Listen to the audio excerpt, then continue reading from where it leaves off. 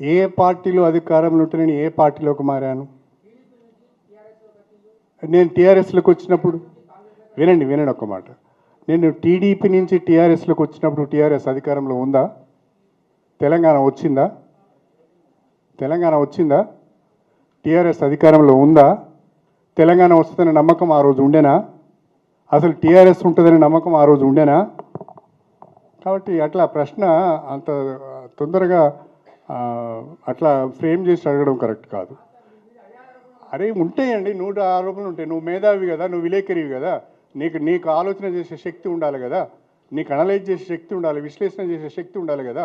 మిగతా వాళ్ళ లెక్క నువ్వు కూడా మాట్లాడితే ఎట్లా? వాడు మాట్లాడతాడు, ఎందుకంటే ఆయన నాకు రాజకీయ ప్రత్యర్థి కాబట్టి 110 మాట్లాడతాడు. మీరు కాదు కదా నాకు రాజకీయ ప్రత్యర్థి. సార్ అంటే 36 మందిని బీఆర్ఎస్ వాళ్ళు తీసుకున్న దాని మీద మీరు పాయింట్అవుట్ చేశారు సార్.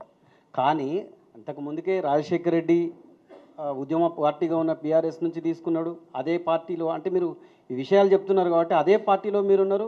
రాహుల్ గాంధీ ఇదే దాని మీద పోరాటం చేశాను. దాని మీద నాకు సరైన ఆన్సర్ రాలే. నేను ఒకటి మాత్రం స్పష్టంగా చెప్పగలుగుతాను. కడియం శ్రీహరిగా వ్యక్తిగతంగా ఫిరాయింపులను నేను సమర్థించను. నెంబర్ 1. కడియం శ్రీహరిగా వ్యక్తిగతంగా ఒక సిద్ధాంతానికి కట్టుబడి ఉన్న వ్యక్తిగా, ఒక అంబేద్కరైట్గా ఫిరాయింపులను నేను సమర్థించను. కానీ మన వ్యక్తిగత ఇష్టాయిష్టాల కంటే, మన ప్రతిష్ట కంటే ఎక్కువ నియోజకవర్గ అభివృద్ధి, ప్రజల సంక్షేమం ముఖ్యమని భావించినప్పుడు కొన్ని నిర్ణయాలు తీసుకోవాల్సి వస్తుంది. ఆ కోవలోనే నేను నిర్ణయం తీసుకోవడం జరిగింది.